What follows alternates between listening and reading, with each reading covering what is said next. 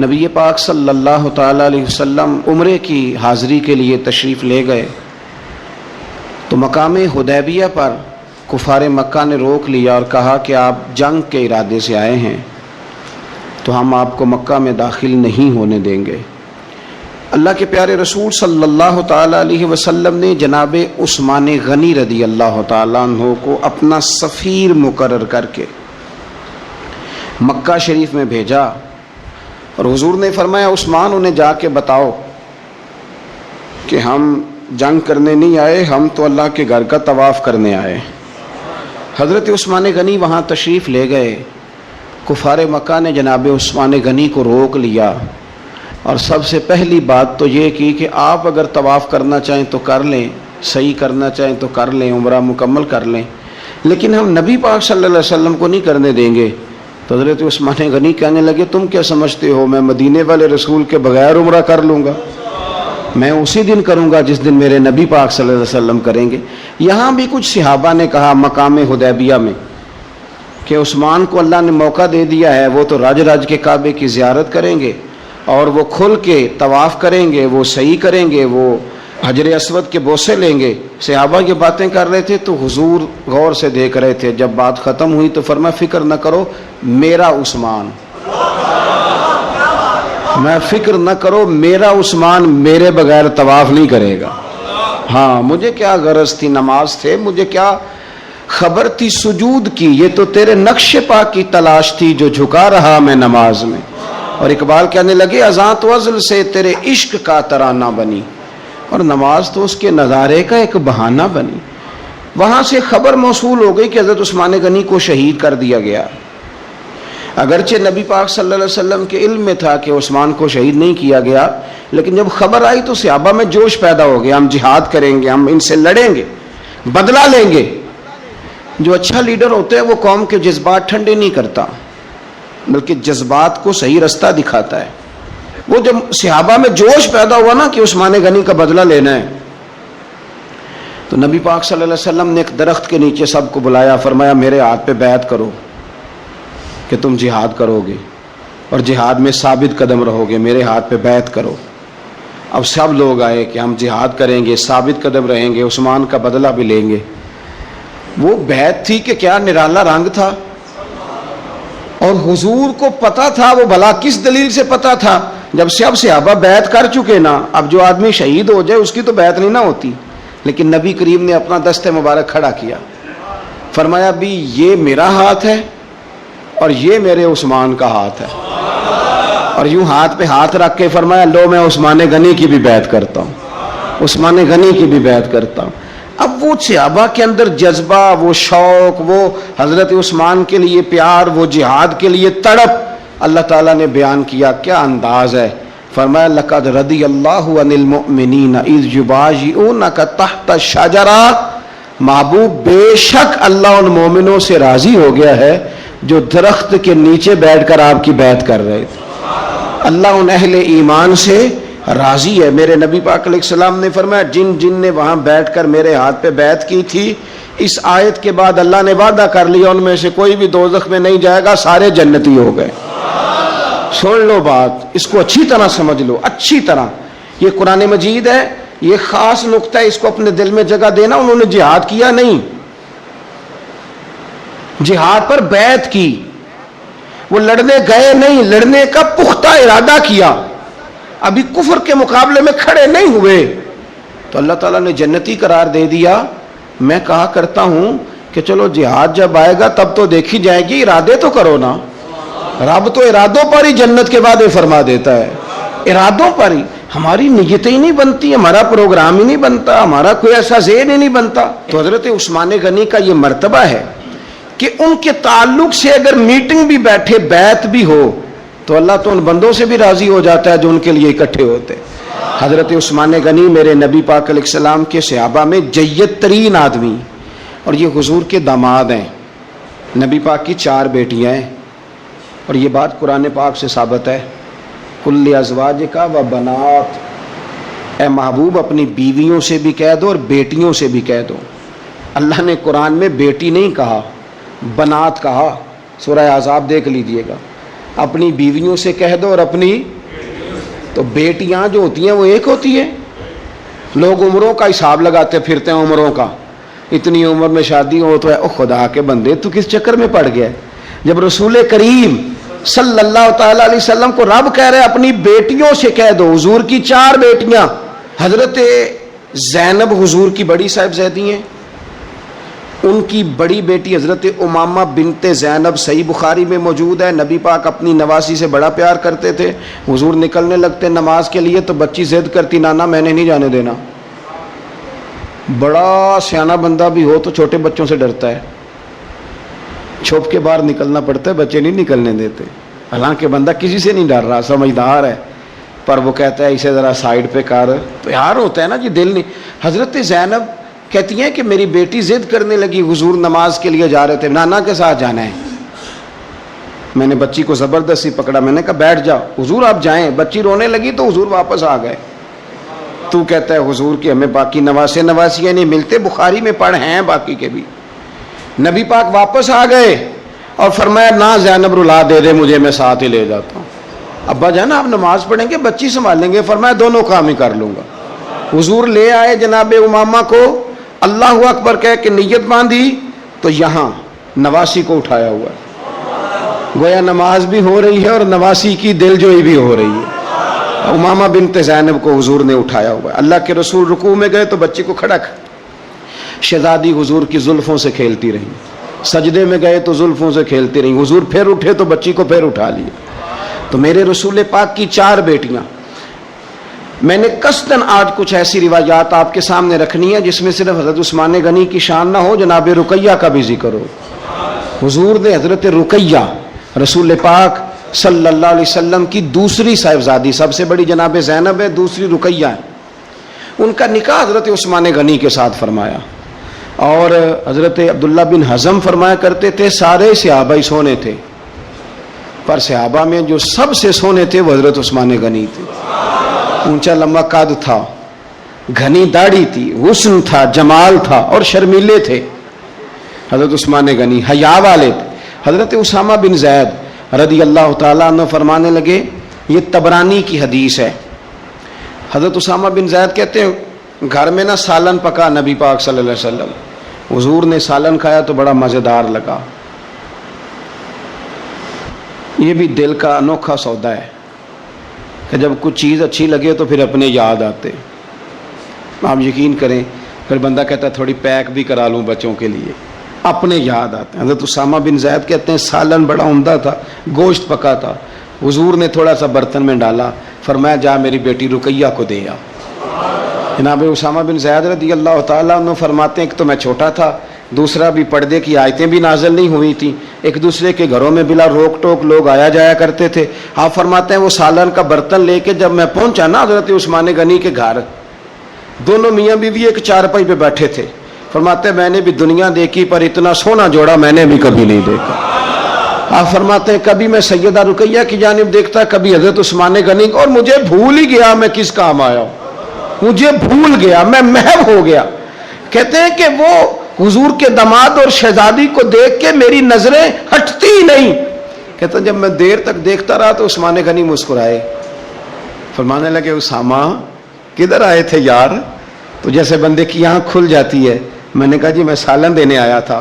کہتے ہیں میں نے پیش کیا, جب میں واپس گیا سارے رستے پروگرام بناتا گیا کہ عرض کروں گا یا رسول اللہ. یہ چاؤ ہوتا ہے نا, یہ چاؤ ہوتا ہے. گاؤں میں کسی کی بارات آتی ہے تو پرانی عورتیں جو ہوتی تھیں وہ دولہا دیکھ کے کہتی تھی اللہ نے بڑی سونی جوڑی ملا دی. کیا بات, یہ ایک چاؤ ہوتا ہے, شوق ہوتا ہے. حضرت سیدنا اسامہ بن زید فرماتے ہیں میں سارے رستے پروگرام بناتا گیا کہ عرض کروں گا حضور کمال ہے, کیا اللہ نے آپ کی شہزادی کو اور آپ کے داماد کو نوازا ہے, کمال ہے. کہتے ہیں میں پروگرام بناتے جا رہا تھا, لیکن جیسے ہی میں پہنچا حضور کے حجرے میں قدم رکھا, مجھے بتانا ہی نہیں پڑا, حضور مسکرا کے فرمانے لگے اسامہ میری بیٹی اور میرے داماد کو دیکھا؟ یا رسول اللہ دیکھا. فرمایا اتنے سونے لوگ پہلے بھی کبھی دیکھے؟ میں نے عرض کی حضور نہیں, میں نے پہلے, کیا بریلی کے امام کا انداز ہے. فرماتے ہیں تیری نسل پاک میں ہے بچہ بچہ نور کا, کیونکہ تو ہے عین نور تو تیرا سب گھرانہ ہی نور کا. حضرت عثمان غنی رضی اللہ تعالیٰ عنہ اور جناب رقیہ خوبصورت ترین. اچھا مکہ شریف میں بڑے ظلم کیے لوگوں نے مسلمانوں پہ. مسلمان مجبور ہو گئے ہجرت کرنے کے لیے. ایک ہجرت مدینہ شریف سے پہلے ہوئی تھی, اس کو ہجرت حبشہ کہا جاتا ہے. اس ہجرت حبشہ میں نبی پاک کی شہزادی جناب رقیہ بھی شامل تھی اور حضرت عثمان غنی بھی شامل تھے. حضرت رقیہ نے اجازت مانگی, یا رسول اللہ سب لوگ حبشہ جا رہے ہیں تو میں اور عثمان بھی چلے جائیں. تو نبی پاک صلی اللہ علیہ وسلم نے فرمایا چلے جاؤ, یہاں کافر تنگ کرتے ہیں, وہاں جا کے یکسوئی سے رہو گے. یہ دونوں میاں بیوی چلے گئے, ہجرت کر لی حبشہ کی جانب اللہ کے راستے میں. حدیث میں مجموع زوائد میں جو لفظ ہے نا وہ نرالے ہیں. صحابہ فرماتے ہیں حضور ہر آنے جانے والے سے پوچھتے میری رقیہ کا کیا حال ہے, میرے عثمان کا کیا حال ہے, لیکن خبر نہ کوئی ملتی. حضور پریشان رہتے. صحابہ فرماتے ہیں ایک عورت ایک دن آئی تو نبی پاک علیہ السلام نے اس سے بھی فوراً پوچھا بتاؤ نا میرے عثمان اور رقیہ کا کیا حال ہے, ملی ہو؟ کہنے لگی یا رسول اللہ میں مل کے آئی ہوں, عثمان کو تو اللہ نے شان ہی بڑی دی ہے, وہ مٹی کو بھی ہاتھ لگاتا ہے تو رب اسے سونا بنا دیتا ہے. وہ تو کمال ہو گئی. اللہ کے حبیب وہ بڑے سکون میں ہیں, سکھی ہیں. اب حضور نے بیان کیا مجموع زوائد میں اور تاریخ الخلفاء میں امام سیوطی علیہ رحمہ نے اس کو لکھا. اب یہاں نبی پاک علیہ السلام فرمانے لگے, حضور فرمانے لگے اللہ کے نبی حضرت لوط علیہ السلام وہ تھے جنہوں نے اپنی بیوی کے ساتھ اللہ کے راستے میں ہجرت کی تھی. حضرت لوط علیہ السلام, ہجرت بہت بڑا مقام ہے اگر کوئی دین کے لیے کرے, لیکن صحابہ نے ہجرت کی تو اکیلے اکیلے. حضرت ابو بکر بھی ہجرت کر کے گئے تو اکیلے, حضرت عمر بھی گئے تو اکیلے. لیکن حضور فرمانے لگے انبیاء میں سے حضرت لوط علیہ السلام نے ہجرت کی تھی اپنی بیوی کے ساتھ, چونکہ گھر والوں کو لے کے ہجرت کرنا مشکل ہوتا ہے, جو کام مشکل ہو اس پہ اجر بھی زیادہ ملتا ہے. حضرت لوط نے ہجرت کی تھی اپنی بیوی کو لے کے. فرمایا جناب لوط سے لے کر آج تک دوبارہ اگر کسی جوڑے کو ہجرت کرنے کی سعادت ملی ہے تو میرے عثمان اور میری بیٹی رقیہ کو ملی ہے. فرمایا عثمان نے اپنی بیوی سمیت ہجرت کی ہے. حضرت لوط علیہ السلام سے لے کر عثمان غنی تک اگر کبھی آپ اس پہلو کو سمجھیں تو بڑا ذائقہ دے گا کہ گھر بار چھوڑا ہے, ہر چیز قربان کی ہے. کس لیے؟ اللہ اور اللہ کے رسول کے لیے. تو یہ پہلا نبی پاک صلی اللہ علیہ وسلم نا اس جوڑے سے پیار کرتے. حکمتیں ہمارے ہاں پتہ کیا ہوتا ہے, کچھ دکھ نا ہم نے جان بوجھ کے گھڑ لیے ہیں, وہ دکھ نہیں ہیں جان بوجھ کے. مثلا ابا جی گئے بیٹی کے گھر میں شادی کے 2 4 5 مہینے کے بعد تو واپس آ کے ابا جی رو پڑے.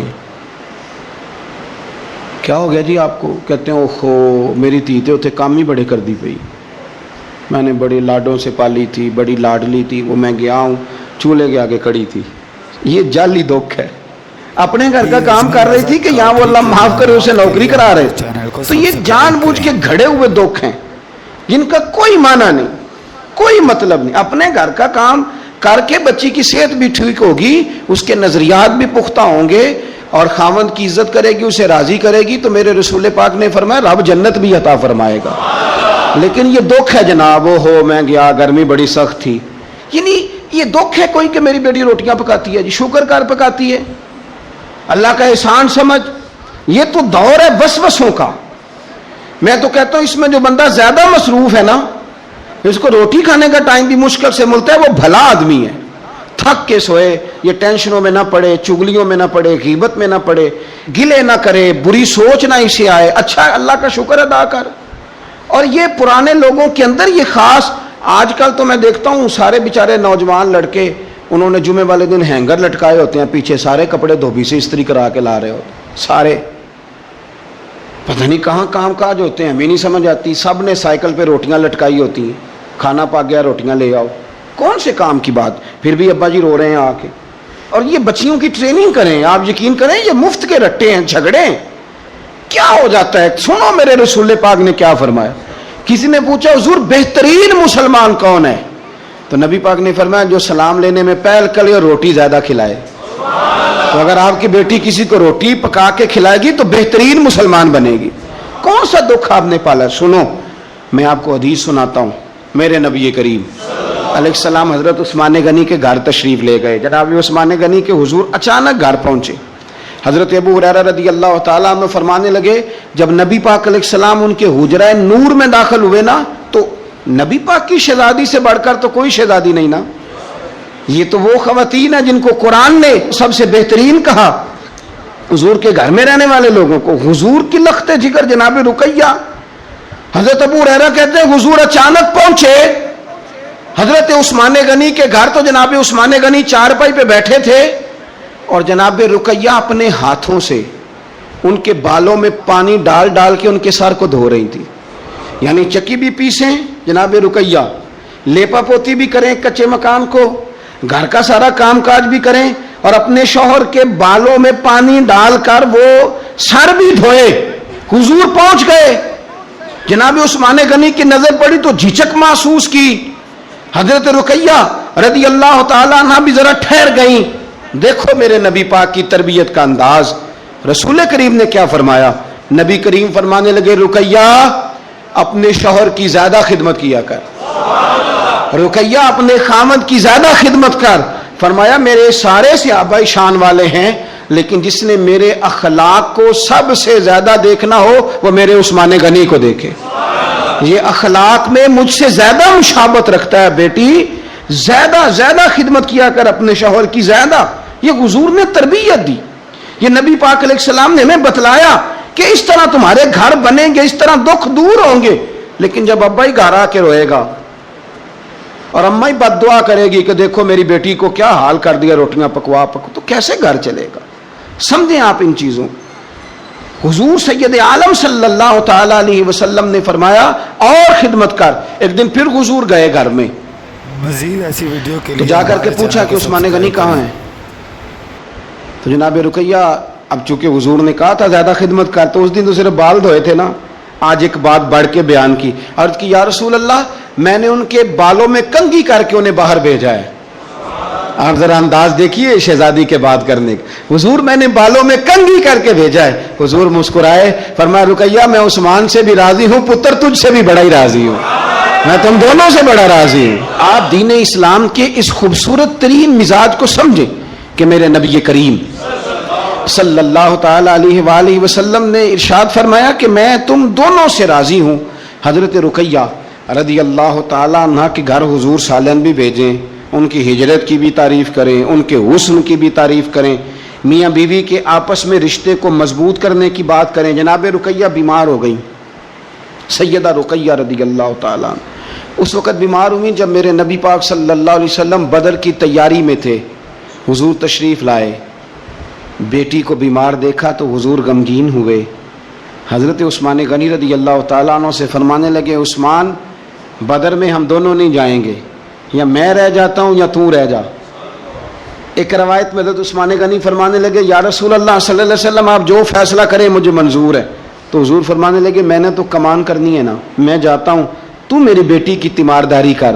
حضرت عثمان غنی رضی اللہ تعالیٰ عنہ بدر میں شریک نہیں ہوئے. بدر میں گنتی میں لوگ 312 تھے, حضرت عثمان گئے نہیں, پر نبی پاک نے فرمایا عثمان چونکہ میری بیٹی کی تیمارداری کر رہا ہے لہذا وہ بدر میں نہیں بھی آیا, پھر بھی اللہ نے بدریوں میں شامل کر لیا, پھر بھی یہاں شامل ہے. اسے اجر بھی ملے گا, اسے وہ جزا بھی ملے گی, نہ آن کر بھی وہ شامل ہے, اس لیے کہ وہ میری بیٹی کی خدمت میں مشغول ہے. حضرت عثمان غنی کی ذرا عظمت تو دیکھنا میرے بھائیوں. حضور جب بدر سے واپس آئے تو جناب رقیہ وصال کر گئی تھی, جناب عثمان انہیں دفن کر کے آ رہے تھے. اب بات آگے چلی, حضرت عثمان بھی غمگین رہنے لگے کہ میرا حضور سے قریبی رشتہ تھا, اب کیا بنے گا. یہ دنیا میں واحد انسان ہے حضرت عثمان غنی کہ کسی ایک شخص کو کسی نبی کی 2 بیٹیوں سے نکاح کرنے کا موقع ملا. حضور نے اپنی چھوٹی شہزادی حضرت ام کلثوم رضی اللہ تعالی عنہ کا نکاح بھی ان کے ساتھ کر دیا. میرے سامنے مجمع الزوائد پڑھی ہے. کچھ لوگوں نے پوچھا یا رسول اللہ آپ نے دوسری بیٹی کا بھی نکاح کر دیا؟ تو میرے رسول کریم نے فرمایا, نبی پاک فرمانے لگے میں نے خود سے نہیں کیا, میں نے اللہ کی وحی کے ساتھ, اللہ کے حکم کے ساتھ ام کلثوم کا نکاح عثمان غنی کے ساتھ کیا ہے. اور فرمایا یہ تو میری دوسری بیٹی ہے نا, میری 40 بھی ہوتی, ایک کے بعد دوسری وصال کرتی رہتی, میں ساری عثمان غنی کے نکاح میں دے دوں. 2 बेटियों का निकाह हुजूर ने किया। अब बोले बरेली के इमाम और फरमाने लगे नूर की सरकार से पाया दोशाला नूर का, नूर की सरकार से पाया दोशाला नूर का, हो मुबारक तुझको जुन्नूरैन जोड़ा नूर का। हजरत उस्मान गनी से ना हुजूर बड़ा प्यार करते थे। आप नाराज ना होना, मैं आपको एक गुजारिश करने लगा हूँ, ये मेरी बात याद रखना। कोशिश करना आपका मिजाज कभी किसी बंदे के लिए बोझ ना बने, आपकी तबीयत कभी किसी पर बोझ ना बने। कोशिश करें कि रवैया इस तरह का हो कि आप किसी से मिलें तो उसे सुकून मिले, उसे तवन्नाई मिले। तो लाइक और बाज़ लोग ऐसे होते हैं कि जिनसे मिलने को दिल करता है, मिसल तावीज़ होते हैं कुछ लोग, वो जब भी मिलते हैं शिफा होती है। कुछ लोग ऐसे होते हैं कि जिनसे मिलने को ना बंदे का दिल करता है कि कभी ये आ जाए ना 2 घड़ियाँ, और वो जाने लगे तो बंदा उसे कहता है इतनी भी जल्दी क्या है, ज़रा ठहर जाइए, हैं जी। तो कभी बोझ ना बने। बाज़ लोग ऐसे होते हैं जो दिक्कत करते हैं, बोझ बनते हैं, और बाज़ ऐसे होते हैं जिनसे मिलने को दिल करता है। क्या खूबसूरत हदीस है, हदीस के रावी सैयदा आयशा सिद्दीक़ा हैं। बड़ी चीज़ें मैंने पढ़ी हज़रत उस्मान के बारे में, बड़ी किताबें देखी, लेकिन ये बात पढ़ के ना तो कलेजा बड़ा ठंडा हो गया। प्यार बहुत सारे लोगों से होता है यार, ये तो नहीं है ना कि प्यार नहीं। नबी पाक का जो हज़रत अबू बकर सिद्दीक से प्यार है, उसका दुनिया में कोई इनकार कर सकता है? हज़रत उमर को जो हुजूर चाहते हैं कोई इनकार कर सकता है? और मौला कायनात शेर खुदा जिनको हुजूर ने फरमाया कि जिधर अली होता है हक भी खुद ब खुद उधर हो जाता है, हक मुड़ जाता है जिधर अली मुड़ता है। इतना बड़ा, और फरमाया मन कुंत मौला फ़अलियुन मौला, जिसका मैं मौला अली भी उसके। तो ये कोई हद ही नहीं है, हजरत मौला अली से हुजूर के प्यार की कोई हद ही नहीं है। ये दुनिया में वाहिद बंदा है, सारी दुनिया हुजूर को मनाती थी, अली रूठ जाते थे तो मुस्तफ़ा मनाने जाते थे। ये सबसे प्यार ही निराला है। लेकिन हजरत आयशा सिद्दीक़ा कहती है एक दिन ना हुजूर घर में थे, ज़रा सुनना बात, और यार ये भी एक रंग है ज़िंदगी का। और मतलब आप क्या समझते हैं कि वो जो लीडर है उसके सीने में दिल कोई नहीं, वो जो सेठ है उसके सीने में, आपका क्या ख्याल है कि जो मुफ्ती हो गया तो उसके सीने में दिल नहीं रहा, जो पीर हो गया तो क्या उसके सीने में पत्थर बन गया, दिल नहीं धड़कता? दर्द अगर के जान गुज़िल है, क्या करूं, दिल है। गमे इश्क अगर ना होता तो गमे रोजगार होता। ये होता है, दिल में दर्द भी होता है, किसी को मिलने को भी दिल चाहता है, इंसान सफ़र भी करता है, कभी वो कहता है कि और कोई ना हो, मैं हूं, मेरा महबूब हो, दिल जो हुआ क्या किया जाए। तो एक दिन हुजूर घर में बैठे बैठे ना, मैं ये तो नहीं कहता कि सरकार बोर हो रहे थे, मैं ये जुमला तो नहीं बोलता, शयान शान नहीं सरकार के, लेकिन नबी करीम सल्लल्लाहु अलैहि वसल्लम बैठे बैठे ना चुप कर गए। और देर के बाद हुजूर ने फरमाया, आयशा थी, सैयदा आयशा सिद्दीक़ा, सैयदा हफ्सा थी, हुजूर ने फरमाया आयशा किसी सहाबी को बुलाओ मुझसे बातें करें। यानी ये पहलू निराला है, किसी को बुलाओ जरा मुझसे बातें करे। तो जनाब आयशा कहती है मैंने आओ देखा ना ताओ देखा, बेटियां तो बात ही बाप की करती हैं, और नंबर दूसरा लग जाए तो फिर भाइयों की, चलो तीसरे नंबर पे मियाँ साहब की भी बारी आ ही जाती है, लेकिन पहले ये 2 नंबर ये होता ही ऐसे। तो हुजूर ने फरमाया किसी को बुलाओ जरा मुझसे बातें करे। तो हज़रत आयशा सिद्दीक़ा अर्ज़ करने लगी हुजूर बुलाऊं अपने अब्बा जान को, जनाब सिद्दीक़ अकबर को बुलाऊं? हुजूर मुस्कुराए और मुस्कुरा के फरमाया नहीं तू रहने दे, प्यार बड़ा है उसमें कोई शक वाली नहीं, तू रहने दे। तो हज़रत हफ्सा कहती हैं जब हज़रत आयशा पीछे हटी तो मैंने फ़ौरन आगे बढ़ के ना तो अर्ज़ की हुजूर मैं अपने अब्बा जी जनाब उमर को बुलाऊं? तो हुजूर फिर मुस्कुराए, फरमाया ठीक है उमर भी, पर तू मेहरबानी कर रहने दे, कुर्बान जाऊं हज़रत उस्मान आपकी शान पर, क्या नसीबा है। कहती हैं फिर हमने अर्ज़ की हुजूर आप ही बता दें किसको बुलाएं? तो कहती है हमने हुजूर के चेहरे पर अजीब सी संजीदगी देखी। हुजूर फरमाने लगे कोई मेरे उस्मान को बुलाओ, कोई मेरे उस्मान को बुलाओ, मैं उससे बातें करना चाहता हूँ। कहती हैं पैगाम चला गया, उस्मान आ गए, पर्दा गिर गया, बीबियां अंदर चली गई, हुजूर ने पहलू में बिठा लिया, मेरे नबी ने माथा भी चूमा, हुजूर ने प्यार भी किया और फरमाया उस्मान उस दिन साबित कदम रहना जिस दिन लोग तुम्हें शहीद करेंगे, उस्मान उस दिन साबित कदम रहना जिस दिन फितने उठेंगे, उस दिन साबित कदम रहना जब लोग तेरी कमीज़ उतारना चाहेंगे जो अल्लाह ने तुझे पहनाई होगी। फरमाया उस दिन साबित कदम रहना। हज़रत सैयदना उस्मान गनी ने आँख उठाई, हल्के से आंसू चमके, अर्ज की हुजूर आप दुआ कर देना, अल्लाह उस्मान की मदद फरमा देगा। दुआ हजरत उस्मान गनी को तो हुजूर बुला के ना कि यार इस कैफियत को समझो, इतना मीठा बंदा। हजरत उस्मान गनी बिल्कुल नरम मिजाज आदमी थे, ठंडी तबीयत के थे, लेकिन हजरत आयशा कहती हैं हुजूर लेटे हुए थे तो ज़रा पिंडली से ना तामत मुबारक कटी हुई थी, ये बुखारी मुस्लिम है। हजरत अबू बकर आए तो हुजूर लेटे रहे, बातचीत होती रही। जनाब उमर आए, लेटे रहे, बात होती रही। किसी ने कहा हुजूर उस्मान आ गए। हुजूर उठे, तामत सीधी की, उठ के, हालांकि बंदा नरम मिजाज है सबसे, रसूल करीम ने तामत मुबारक को सीधा किया। लोग बैठे रहे, बातें हुई, चले गए। सैयदा आयशा सिद्दीक़ा कहती, मैंने कहा या रसूलल्लाह मेरे अब्बा जी भी आए, आप लेटे रहे, उमर भी आए, आप उस्मान के आने पर तो हमने बड़ा एहतमाम किया। तो हुजूर फरमाने लगे आयशा उससे हया ना करो जिसकी फरिश्ते भी हया करते हैं। अल्लाह करे आपको समझ